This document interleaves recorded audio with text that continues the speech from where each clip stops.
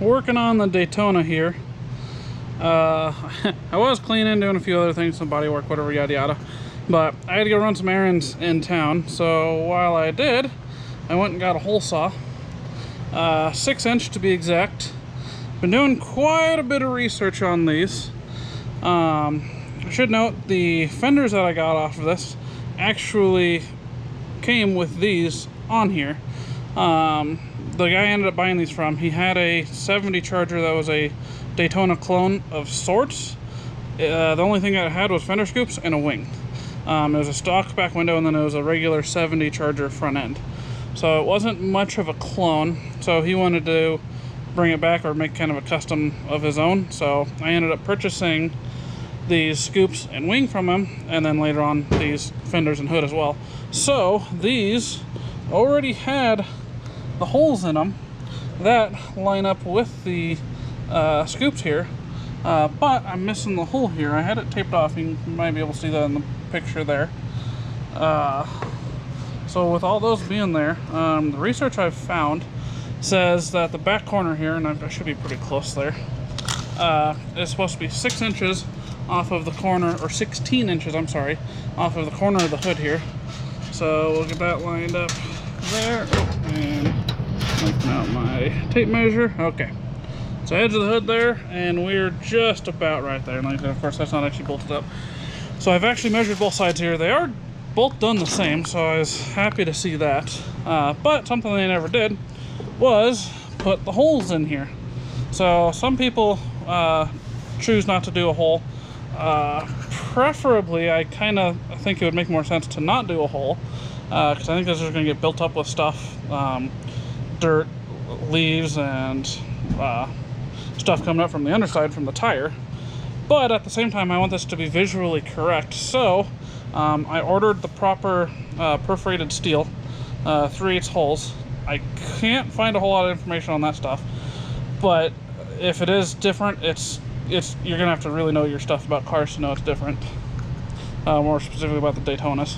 So, and then the best of my research, just based off of pictures, I've seen pictures of these cars without scoops on them, and where these holes are at with the hole of the car itself. It looks like in the pictures, they're all roughly spaced 1 inch back or so off of these three, and so the hole itself is actually more centered in the front of the scoop, and that way when you kind of visually look at it from right here, you can't even really tell there's a hole in there. So a lot of this is happening, and you're probably not even going to see it. But I am going to end up making this proper. So yeah, and of course, you know, my nasty fender, this thing's pretty rough, but that's tacked in. I got to get finished working on that.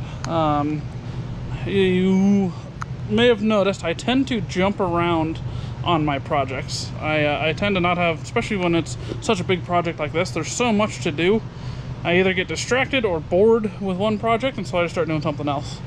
And in the case of this, I've worked on this fender for a little bit, you know, and then I'll go work on something else. Go work on the roof for a while, go sand on the quarter panel, and then later I'll come back to the fender. You know, I went into town. I've been doing enough research on these. I know I need to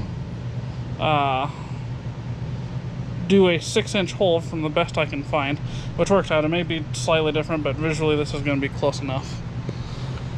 And yeah, so when I was in town, I decided to get that and cut some holes in this and start working on that fender as well. So just small steps here and there, and it'll get done.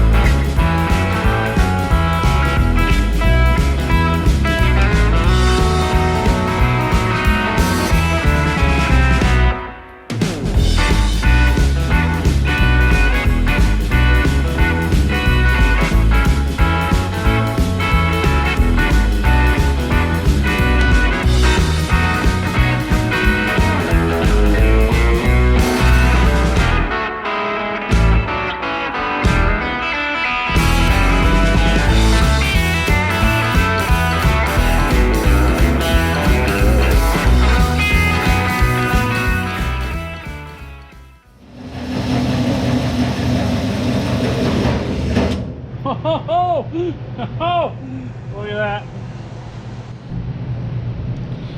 Short, simple, sweet, to the point. So, relatively short video on this one, but straightforward, and really nothing difficult about this, just doing some measuring. Mostly it was all the research that was going into this, so hopefully this might be a little bit of an educational video for anybody else wanting to or needing to do this to their clone, or God forbid an actual car that you gotta fix. But yeah, it's pretty straightforward. Like I said, the hardest part of all this was the research online of just trying to find this. There's really not a whole lot of information. So like I said, best I could find was an inch off of this line, inch off of this line, and just squared up to the front side of the fender scoop. And all the pictures I can find online of clones and real cars.